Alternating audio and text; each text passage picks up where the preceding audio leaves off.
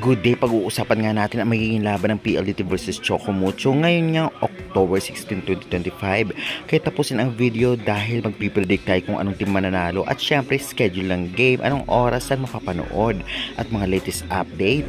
PLDT sobrang lakas, kaya naman tiyak matatalo daw ang Chocomucho. Chocomucho hindi basta-basta ibibigay sa PLDT dahil pinaghandaan nila ito. PLDT kabahan na.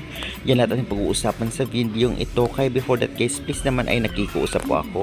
Huwag niyo pong kalimutan mag-like, comment, subscribe, at pa-hit the notification bell para lagi po kayong updated sa mga bonggang video about sa volleyball dito sa Pilipinas. Maraming salamat sa suporta nyo. Well, talagang aabangan ang laban na ito, lalong-lalo pa talaga namang dalawang teams na malakas ang maghaharap. Ito nga ang Chocomucho versus PLDT na magaganap ang laban nila ngayong October 16, 2025. At last game sila na magaganap din ang kanilang game sa Smart Araneta Coliseum.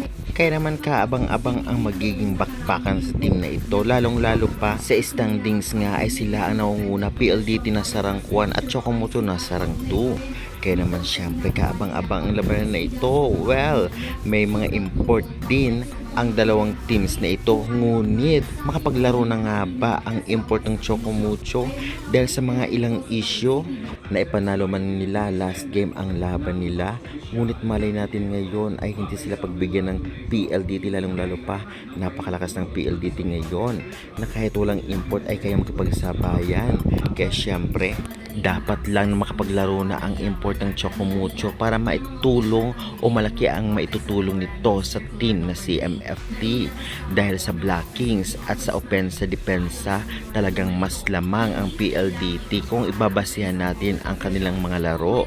Ngunit alam naman natin na bilog pa rin ang bola at kung ating nakita ay may kumpiyansa ang Chocomucho na talagang maging part ng top 4 o di naman kaya semifinals team. Kaya syempre abangan na lang natin ang kanilang performance. Grabe din, ginalingan din talaga ni Kat Tolentino dito sa Chocomucho. Madayag sa blockings at syempre marami pang iba. Kaya naman dito naman sa PLDT, well, alam naman natin mag-setter man, blockings, offense, defense, halos nila ay talagang consistent. Kaya na lang syempre aabangan na lang natin ang kanilang performance kung itutodo ba nila o talaga namang bibigyan nila ng chance ang Chocomucho o di naman kaya baliktad.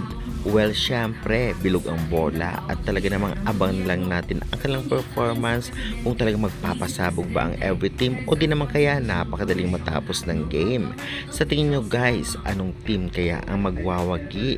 Chocomucho or PLDT? Ganun pa man ay i-comment nyo na yan at huwag kalimutan mag-like and subscribe for more updates.